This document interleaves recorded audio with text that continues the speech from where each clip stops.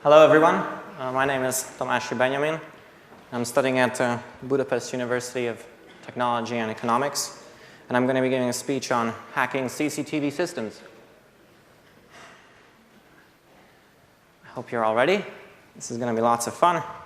I hope to do lots of demos, and I hope everything's going to work great. So, first let's see, what is CCTV exactly?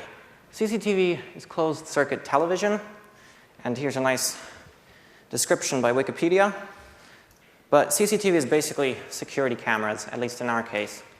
So security cameras and their networks. So here I have a nice little analog camera, which you can see here. Ah, so many happy people. And this is hooked up to a DVR, a digital video recorder, which is what we're on now. Probably this will seem more familiar. Yeah, back to slideshow. So,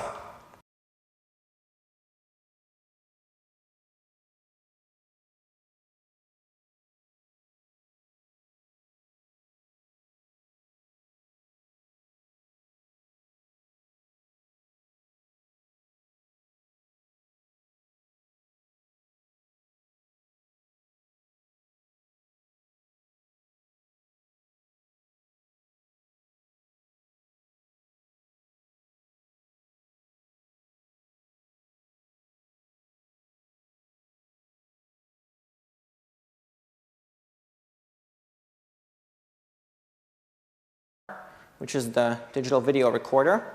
But it's important to note that the same can be done with IP cameras. They're very similar structures. So this is our target today, the iDenavision DVR. But first I'm going to start with a story of how I got into hacking CCTV systems. Well, my dad works in a company which buys and sells CCTV systems, alarms, and he brought me home one day this iDenavision DVR, which I have here. And I remember I spent many sleepless nights on it. And, well, basically he brought it home and he said, son, we forgot the password, and you're going to have to hack it. So I got right to it, and I started reverse engineering the firmware and everything. And then he had a really great idea. He said, why don't you try the password 1, 2, 3, 4, 5? And amazingly enough, it worked. Why? Well, that's a very secure password. I mean, we use it all the time. And the funny thing is, 99% of these DVRs, which I have recovered passwords from, have used the password 1, 2, 3, 4, 5, or 5, 4, 3, 2, 1, which is just a little bit more secure. So, already demo time. Let's check out the basic usage of this DVR, and then we'll check out our network analysis with Nmap. So we'll switch here to the DVR, and here you can see the picture from the camera. And let's see what we can do. Well, here we have a login with an admin. And if the password is not 0, then it's usually and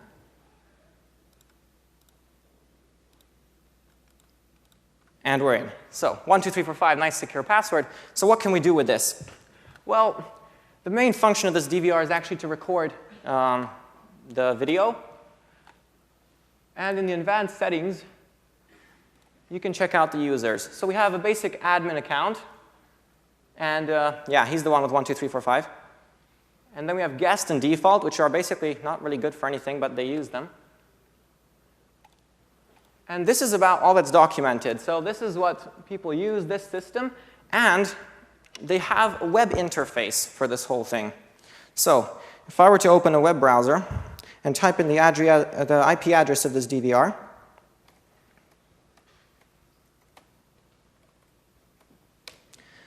then I can have access to a nice little web graphical user interface. Of course, if it loads. Yep, there it is. OK, so we're greeted by the same screen. And the password is the same. So we can log in. And we can check out this nice page. We can view the cameras. If we run QuickTime. Yeah, and I'm going to start off with my favorite part. I found an interesting bug, or feature as some would call it, in the web user interface, which basically consists of, if you don't know the password, let's say we don't know that the password is 12345. Let's try Hacktivity as the password. It's going to throw back an error saying, sorry, wrong password. OK, let's try that again. Empty password. Right, second time, no good. Let's try the third time. Still no good. Fourth time, still not good. Fifth time, still not good. OK, what about the sixth time? What do you think is going to happen? Who thinks the same thing is going to happen? Put your hands up. Same thing. You can get the same message. OK? Who thinks Batman's going to appear? Who thinks I'm going to get logged in immediately by some amazing magic? Well, you were right. It threw me back again. OK, what about the seventh time? Who thinks Batman's going to appear? Who thinks I'm going to get an error exactly the same as I did so far? Hands up. Ha, you're all wrong. OK. Who thinks I'm going to magically log into the system? I do. Oops.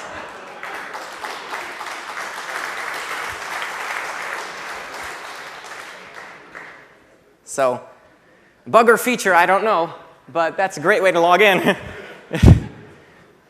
And yeah, the funny thing about this, though, is that it doesn't work. Like, you can log in, but if I try to view the cameras, it won't let me. So basically, this is not really good for anything, unfortunately. Although I never tried the PTZ functions for moving the camera, because this camera is unfortunately cannot be moved, but there are certain cameras which can be rotated and zooming and everything. Maybe that works, but I cannot see the picture from the device. Anyway, maybe this is a honeypot, I don't know. But it was something very interesting that I found. Anyway, let's then do a simple analysis with ZenMap, because we like graphical user interfaces. Let's do an intense scan and check out what it gives us. By the way, the documentation for this DVR basically only talks about the graphical user interface, which is built into the device. Actually, the device, while Nmap is scanning, I'll switch to this device. It has a nice little feature which works against brute force. So if I log out, and I try to log back in, and I don't know the password. Let's say I try the empty string a few times. No, unfortunately, 7 times doesn't work here.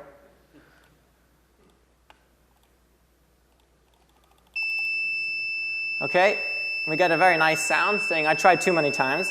And this actually activates all the alarms. And I don't know if this was actually the 7th time, so this might be some crossover to the web user interface. And it says the account has been locked. So if I try logging in with this password, it again triggers the alarm, even though this is the right password. Cool. Let's switch back to Nmap. OK, it's doing the service scan, so we'll have results soon. But we can already see right here that port 23, 554, and 80 is open. OK, we know port 80 is open because that's running the web user interface. But what is port 23 doing here?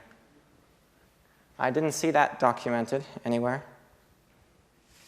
When the service scan is finished, let's check back. I actually don't know how long it blocks it for. I usually just reboot it, and then it worked. Well, we can check again. Actually, they have a nice little remote control for it, which doesn't work without a battery for some strange reason.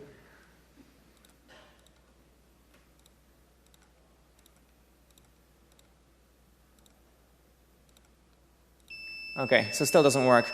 I'm guessing it's only after a reboot that it works, or maybe after a longer period of time. But we'll reboot soon and we'll check it. Nmap is almost finished its service scan.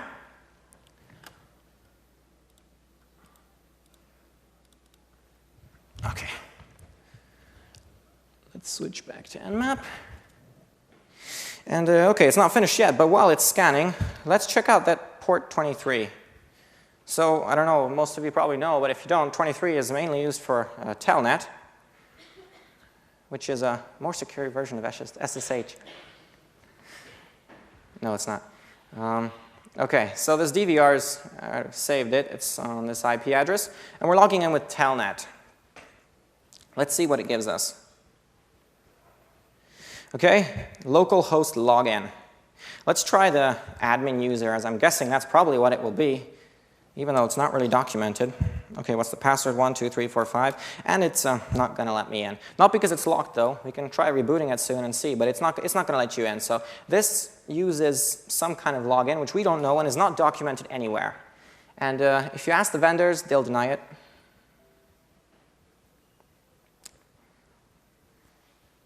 Okay, Nmap's still scanning. Now let's go then to switch to our backtrack machine. How can we get this password for this device? Well, basically, any software which is running on the device is stored on this chip. I don't have hardware for removing that chip and reading all the information from it, but I have a firmware upgrade. And a firmware contains basically what's running on this device. So if I can somehow extract the information from the firmware which I need for this device, then maybe I can find some information on how to log into that telnet to reset the password 1, 2, 3, 4, 5, because I already forgot it. So, funny thing is that on their website, if you go to the Identivision website, at least I couldn't find any firmware updates, but you have a Hungarian company called LDS, which is selling these devices, and they had a web page where I could download all the firmware upgrades. So I downloaded a few. I'm working with a little bit older version of firmware because that's what I tested it on, but this pretty much works for the newest firmware as well. And what I'm about to show you doesn't just work on this device. The scary thing is it works on 99% of the devices. So this whole telnet function is something that they really like doing. And I'll tell you why. So let's say I forget the password for this device. What would I do if, for example, here's a TP-Link router. If I forgot the password for this, what would I do? I would probably press the reset button on the back, or ask someone who remembers the password, or try 1, 2, 3, 4, 5. But the reset button will probably fix it, because it will reset to default factory settings. However, this DVR does not have a reset button. As much as I tried to find it, it's not there. Why? Because if you forget your password, why would you want to just reset it yourself when you can pay a bunch of money for other people to do it? So the basic procedure for resetting the password on this, if you forget, you send it back to the company, pay them money to log in via telnet with a password that they already know, but we don't know, and not yet at least, and they will reset your password for you. But I don't want to do that. I want to reset it myself. Okay, Nmap should have finished by now. And yes, it's done.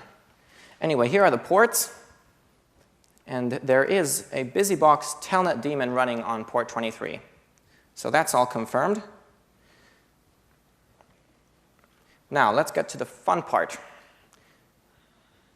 Reverse engineering the firmware. And there's probably a page in my slide for that, but the rest of my slide basically just says demo, demo, demo, so. All right, let's get to the firmware. So, I downloaded the firmware. Now, what does the firmware look like? Like this. It's a binary file. Not much to do with it. You basically upload it onto the device, and it flashes itself. So, let's see what this binary file is. We can run a really nice tool called file on it. And it tells us that this binary file is actually basically just zip archive data. So we don't need to be scared by that .bin file extension. It could basically just be renamed to .zip. And it'll do the same thing. So, well, in Linux, we don't have to rename it. We can just unzip it like this. And here are my files. These are what I unzipped. We have a custom X cramfs.img and some other stuff. And here's a file which is called install-desk, which is just ASCII text. So let's print that out and see what it is. Okay, so these are upgrade commands telling the DVR to burn this to the flash. So this is basically just commands for it. Nothing really interesting in here, except here's a hardware identifier, a vendor. general. That gives us a lot of information about it. So let's see these other files, though. There's 1, 2, 3, 4 image files in here. The logo X actually contains a logo, very surprising. So that's not of much use to us. Let's check out the ROM FS, because that sounds like it would be something interesting. And here it's important to know if this firmware has been encrypted with something or compressed with something. We can run strings on it. Actually, no, first let's run file on it to see what this is. So file tells us here that this is a U-boot PPC boot image. Now, if I would search the internet for this and try to mount it, and after hours and hours of trying, it didn't work. I couldn't get it to work. And I wondered why. Because if I run strings on it, strings gives me a bunch of weird stuff, so basically nothing readable. But after searching a long time on the internet, first I'll show you guys the way I did it, which took me about 2 days, and then I'll show you the proper way to do it. No, we're not going to spend 2 days doing this. It's a little faster now. So by searching online, I found a website talking about these U-boot PPC images, and it was about hacking flash disks or memory something. Anyway, it said that this U-boot, which was identified by file here, so this U-boot PPC image is actually a compressed image with 64 bytes of header in the beginning. And we can actually check this with a hex dump.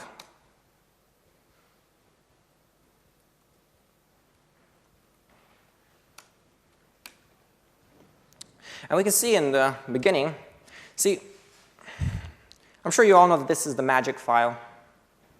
I didn't know it, but here, this first 64 bytes of data is basically just a header. And then comes a compressed ROM. So if we can get rid of the 64 bytes of header, then we should be able to mount it with no problem. Because right now, if I try to mount this image, let's try to mount this image, see what happens. Okay?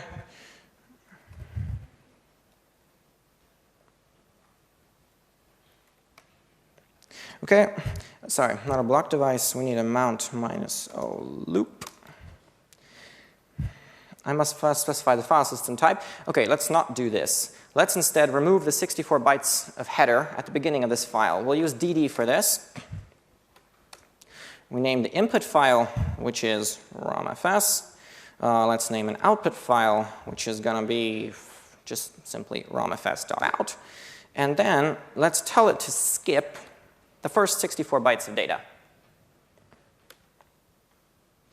Okay, so it basically skipped the first 64 bytes of data and it's parsing it all bit by bit, byte by byte actually, and it's going to spit out a nice little file without that bothering 64 bytes of data at the beginning. So now if we run file on it, on this romfs.out, which is basically the same file just with the first 64 bytes of header stripped off, then we get a Linux compressed ROM file system data. It's a completely different image file now. And luckily for us, we can mount this.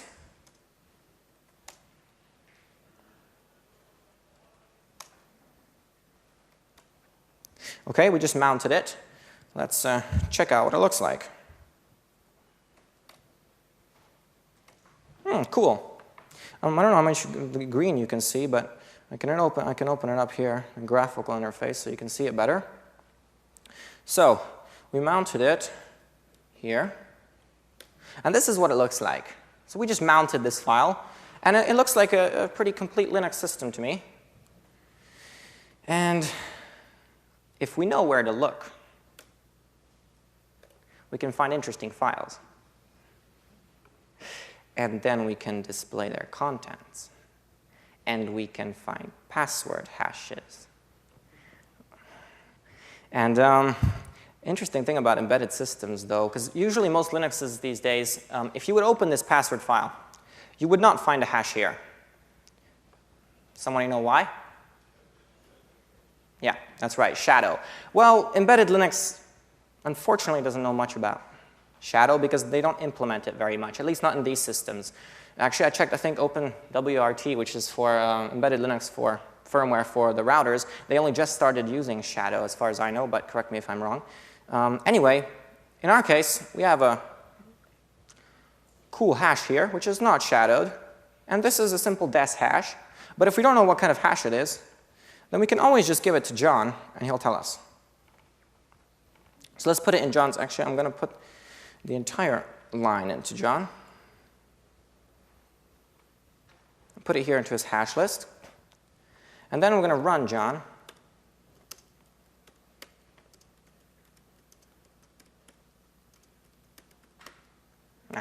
Windows Alice.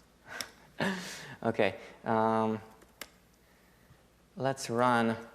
I'm running just normal John, but you can also run John OMP, which is basically the same thing, except it cracks in multiple threads, which makes it work a lot faster usually. So here we'll just specify the hash list for it, and that's it. That's the whole command, john.exe hash list txt.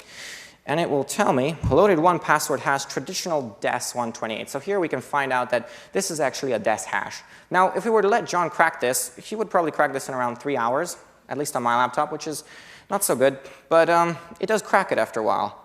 However, if you would use another program, for example, OCL hashcat, for me it cracked it in around 17 seconds, a little bit faster. Anyway, I'm not going to crack it now, since I already cracked it at home, but I cracked it and got a really cool password, which looks like this. I was actually thinking about whether to show the root password or not, and then I searched for this exact password on the net, and I got a Twitter post with someone posting it, so it's already out there on the net, so it's actually nothing new. Anyway, this is a cool root password. Let's try to log in with it and see what happens.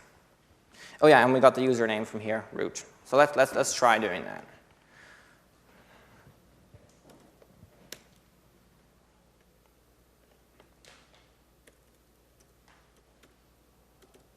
Okay, who thinks I'm going to be logged in immediately? Hands? Who thinks Batman's going to pop up? Who thinks it's going to give me an ugly error saying, you're not authenticated? Oops. So, we're in, and we're root. We basically just hacked into the device with a known password hash, with a known password extracted from a hash which we got from the firmware. And it didn't take us a long time to do that. And with OCL hashcat, 17 seconds cracks the password hash, so that was pretty easy to do. And now that we're in root, we can take a look around the system. Yeah, it looks pretty much like the firmware we took apart. And I'll show you how to do that in a couple minutes. I'll show you what you can do inside here with root. But first, let's check out another. Say I didn't know that the header was exactly 64 bytes because no one put it up on the net. And yeah, how would I guess that? Well, there's a really awesome tool for that. In fact, that really awesome tool is going to automate this entire process for me. Let's switch back to our home directory and go back into the firmware.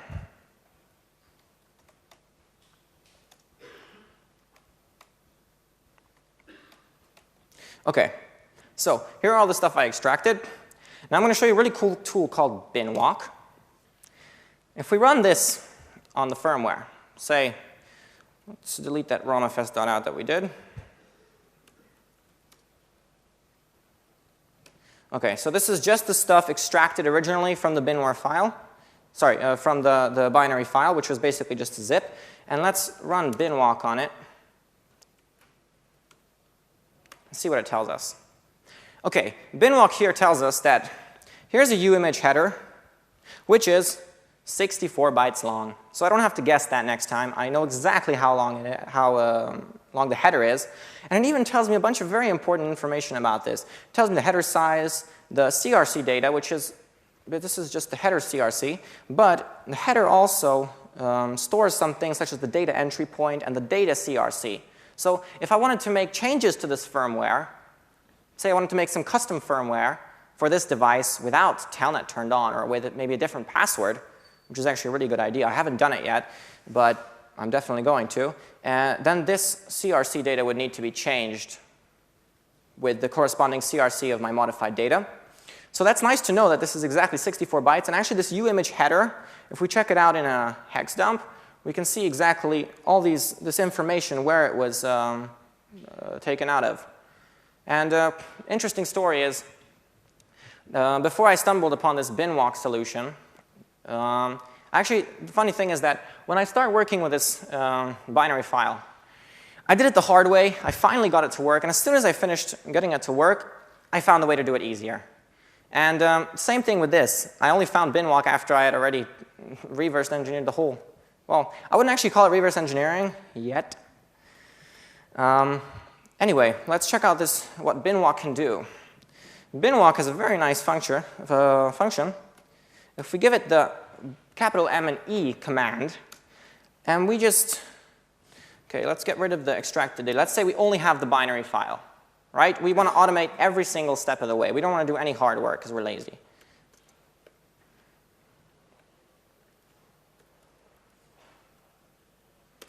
Okay, and I'll remove this install. So we only have the binary file left. Then we run binwalk with this capital ME parameter, switch, sorry.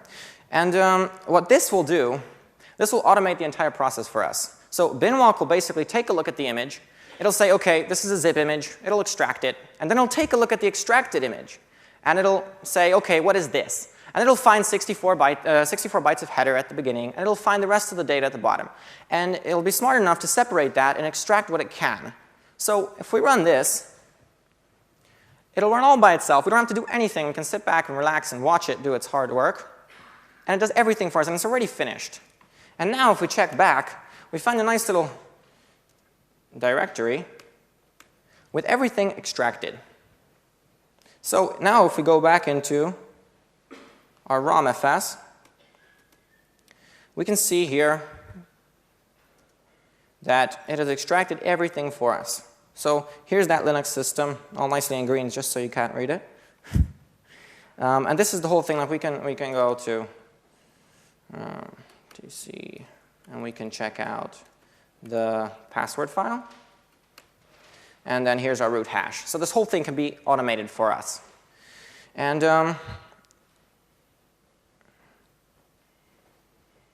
yeah, so this is a really simple way of doing it. Actually, binwalk has a bunch of really nice features, which I'm not going to get into all now. But it has something called the string search. So I can run binwalk with a minus capital S parameter, and it will give me all the strings that it can take out of this binary file. Now, it's not going to extract a lot from this binary because it's still compressed, but I got some interesting information. And after extracting it, I can go into the extracted directory and check out all these images. I can, for example, go to the ROMFS and use binwalk minus S, ROMFS, and it'll give out a bunch of strings, which is really nice. These are basically all the files that are inside, and I didn't even have to extract it. And if we use this like this, then we can get the exact location of root, which is cool. Okay, so now that we reverse engineered the firmware, actually one interesting thing about this firmware first is that it has a very interesting file called sophia.exe. Now what is an exe file doing on a Linux system? Someone have any idea? My theory is they ran out of Linux developers and they found a C# developer because there are just so much more C# developers. Yeah, so they have an exe file, which I didn't reverse engineer yet because I'm not really good at reverse engineering exes yet, but it's planned. Okay, so now we're in root in the DVR system. I'll just switch back here to see that basically nothing has changed. Same picture. So the DVR has no idea it's being hacked. And let's check out some stuff we can do. Okay, so first I'm just going to reboot the system first because it might still be on lockdown from trying the wrong password too many times. Yeah, it has a nice little sound when it reboots. And meanwhile it's rebooting, I'm just going to show you something really cool. See these gloves? Guess where I got them from? They gave it with the DVR. So I can keep my hands clean while hacking. No, it's actually for handling the hard drive. Interesting. Anyway, I just brought it to show you. It might be interesting. You get a nice pair of gloves if you buy this DVR. That is, if you buy this DVR. OK, cool. That means it started up. And we'll log in soon.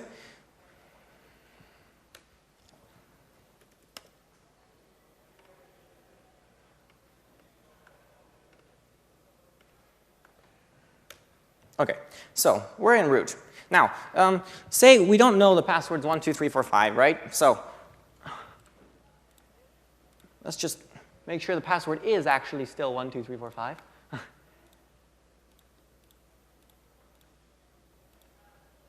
Cool. So that works. We're in. OK, but let's say we don't know this, and we want to reset the password. How would we do that? Well, if we know the master password, then we can just list out what's here. And we go to the MNT directory, which is the mount directory, check out what's here. OK, so here's basically web contains all the stuff for the web graphical user interface. USB contains USB mounts, because they have two USB ports in the back, which you can use for firmware updates, logo, DVS custom, and basically what's interesting for us is the MTD. OK, so we have a nice folder here called config. And if we check out what's inside that, we get these. And I think this one's going to be interesting. Actually, when I first got this DVR, it had two files called account 1 and account 2. I have no idea what the second one does, but the first one definitely works. So let's look inside this account file. And I was actually amazed that this password was not in clear text. It's hashed using something. Did I skip over it? Users admin here. Admin's account password. OK, this is some kind of hash.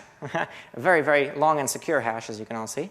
But we don't need to crack this hash right now, as if we check out mount, we can see that where we are, MNT is mounted as a read-write system. So we can make any changes we want to this. We can put a new hash inside, or we can just simply remove this file. Let's see how the DVR likes this.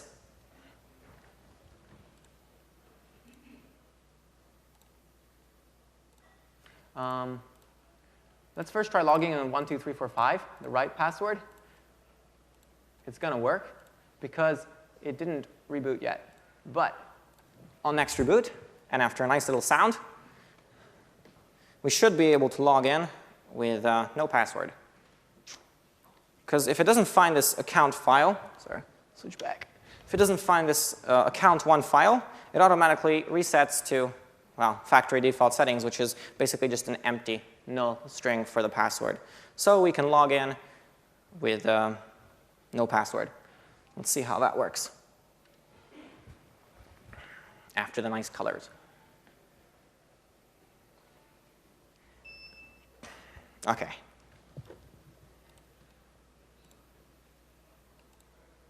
And we logged in without any password. So that was it. We just have to delete that account file, and we're in.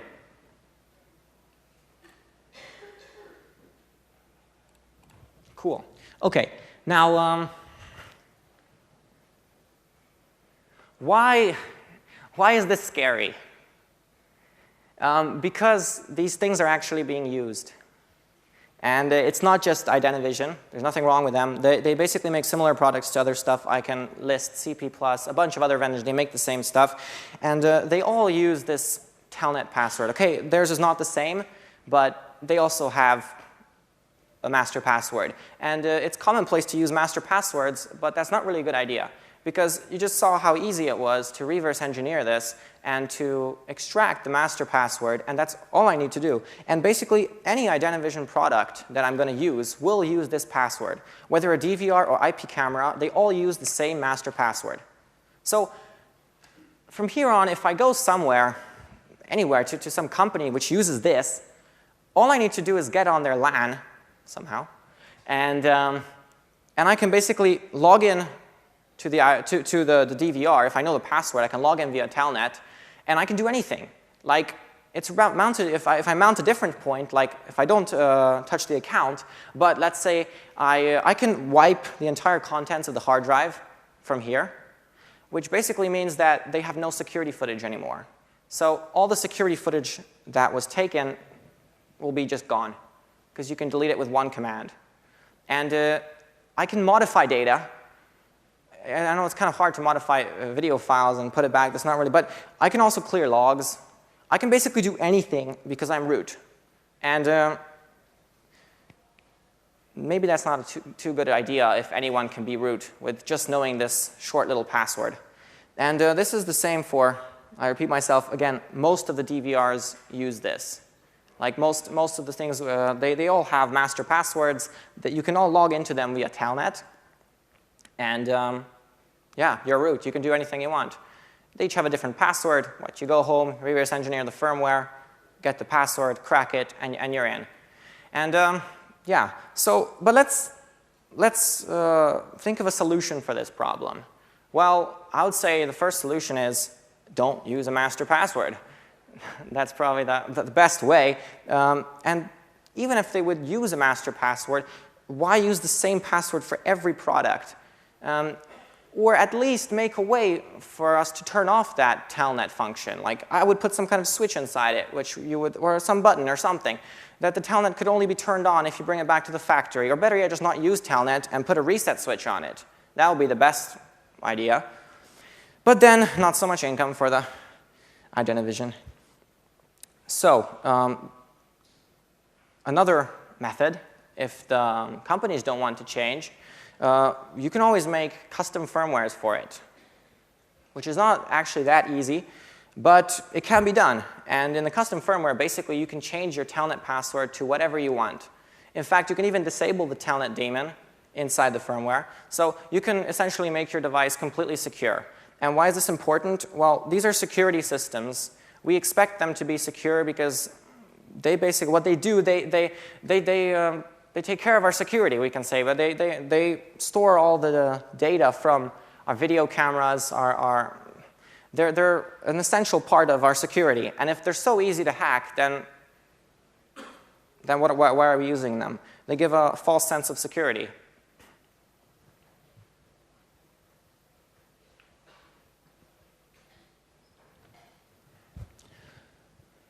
So, but anyway, they have a really nice picture, so it is useful for some things.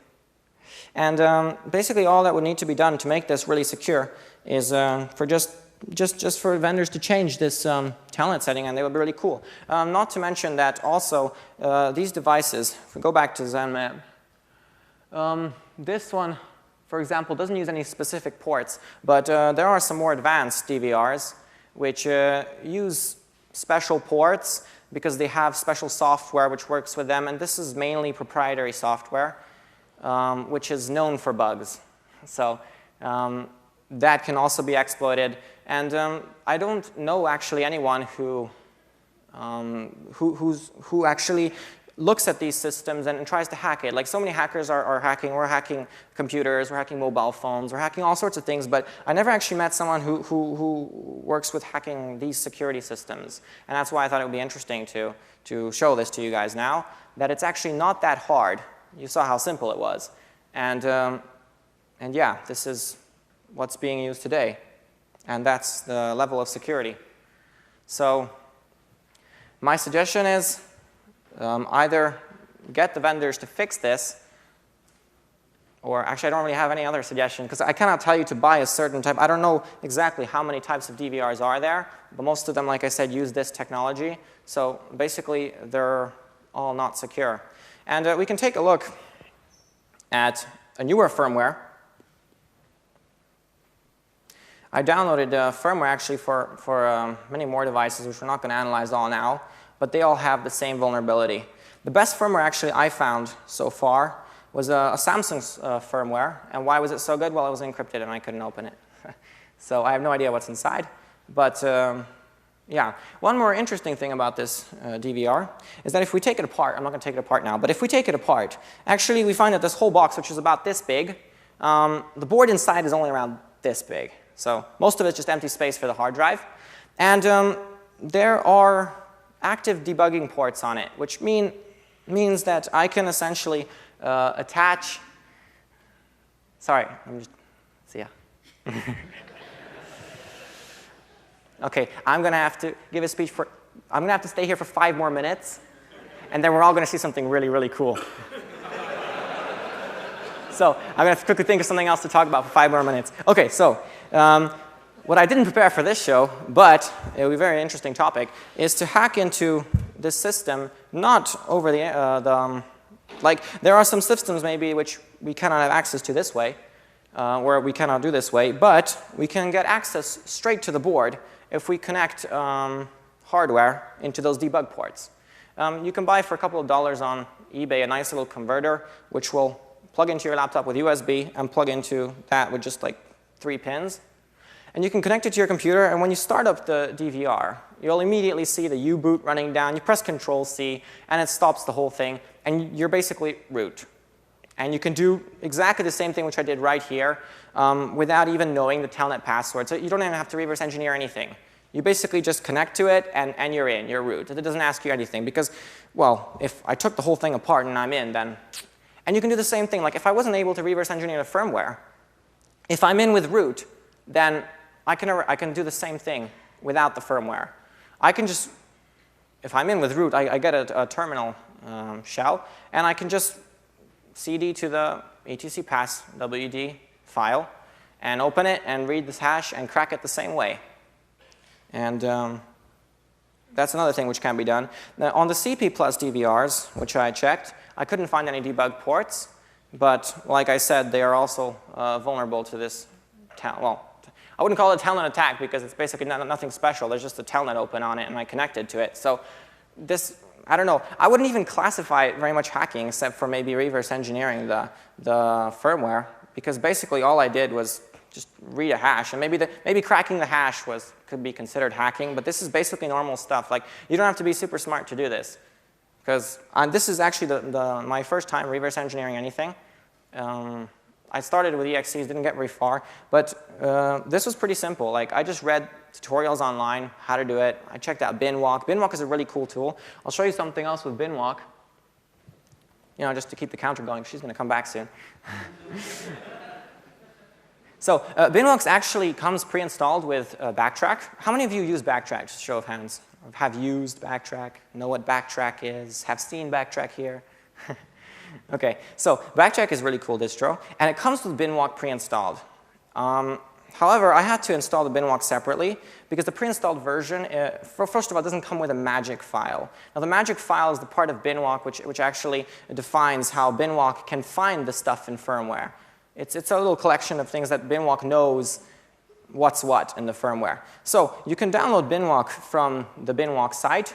It's hosted on Google Code, and the latest version, you can install it. If you're using Debian or if you're on Backtrack, there's a nice little shell script written to install it. So you just run that, and it's all up. And also, you can then use binwalk anywhere. Like, for example, I can just type binwalk right here, and it already runs. On the default version of Backtrack, this would not work. I would have to go into the binwalk directory, unless I made it work somehow. Anyway, so if you want to try this at home, and please do, you can download the firmware online. It's not very hard to get it. And try with any kinds of DVRs and see how it is. And with binwalk, really, it's super easy. I mean, you guys saw how I used binwalk -me to basically automate the entire process. Like, I don't even have to know anything. I just give binwalk the binary firmware file, and it does all the work for me. It extracts everything, and basically all I have to do is just search for the string root. I mean, how much easier can it get? So binwalk's a really, really cool tool. And I definitely recommend it on any pen testing. Well, pen testing, any forensics or reverse engineering computer. And OK, another show of hands. How many of you like my background wallpaper? Oh, I like it. 45. How much more time do we have?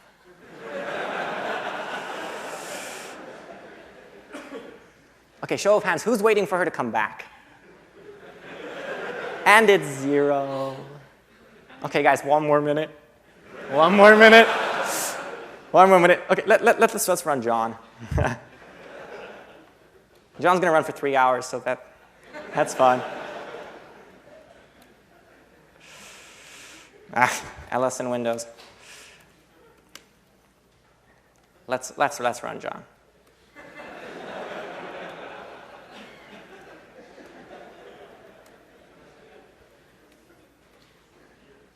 Come on, come on, come on.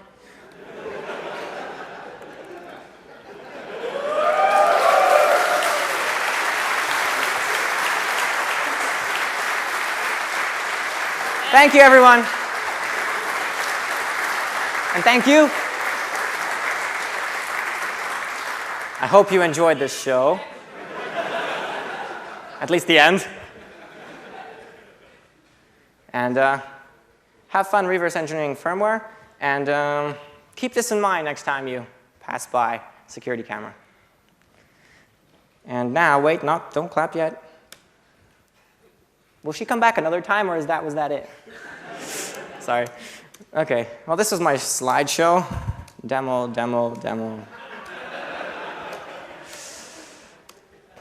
Well, I basically did everything. Oh yeah, thank you for your attention.